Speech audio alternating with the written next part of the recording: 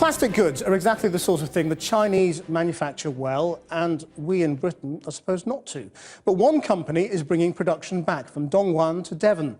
They're the makers of Trunki, a ride-on suitcase for children, and they've joined a raft of companies from retail to engineering who think it makes sense to stamp their products made in Britain.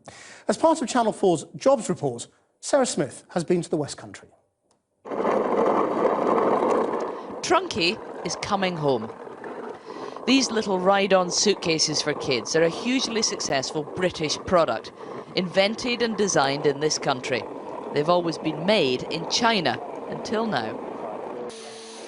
If you're printing Union Jacks onto specially branded London 2012 Olympic products, it's only right to be making them in Britain. And this week, we watched the very first UK-manufactured Trunkis being moulded and assembled in the West Country. It's all part of a growing business trend. More and more British companies are choosing to move their production out of the Far East, and they're bringing manufacturing back to Blighty. So here it is, the very first Trunki to be made in Britain. Now, it might just look like a small plastic suitcase to you, but this could be a symbol of the future of British manufacturing. Trunki have a long list of reasons why it makes sense to make things here. Simply, you've got things like reducing your overhead, so whether that's holding as much stock, freeing up cash flow, being able to deliver all your products to your customers on time and not running out of stock, getting your products a lot quicker, making a lot more varied products. 6 years ago, Rob took his Trunkis into the BBC's Dragon's Den. When a strap was pulled off, his product was ripped apart. I just don't think it's a business opportunity. It drives me mad that we actually waste our time with these things. Since they turned him down, he's sold over 1 million little suitcases. Trunki do still make some of their products in China, where labour costs are still much lower. But they're going up. Wages have trebled in the last 6 years.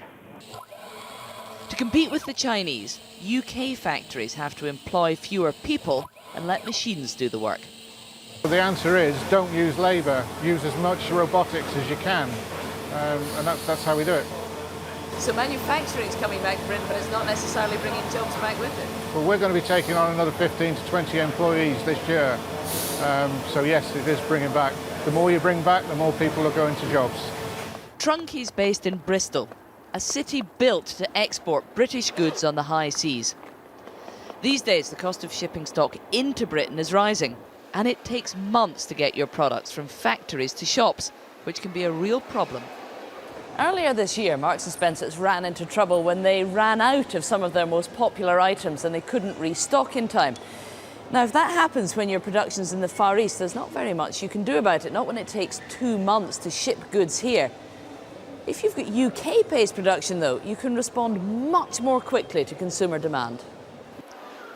Lots of fashion retailers like River Island, Dorothy Perkins and Topshop have worked out the only way to get the latest styles into their stores fast enough is to make the clothes much closer to home.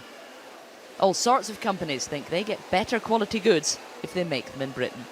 A lot of companies want to keep more control over their supply chain, so it's better to have it closer to them and to their manufacturing base, as well as the quality issues. There's a real problem if you're making parts in Southeast Asia or China and the parts are not fit for purpose when they arrive in the UK, because you have to send them all back and you have to send teams of engineers over there to figure out why they're not okay. So then you start shutting assembly lines.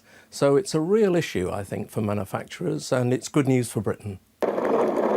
Trunki struggled to find a British factory able to make their products.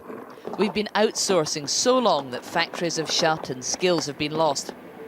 That's a real problem if we want more British companies to pack up their operations in Asia and bring their manufacturing home. Sarah Smith, Channel 4 News, Bristol.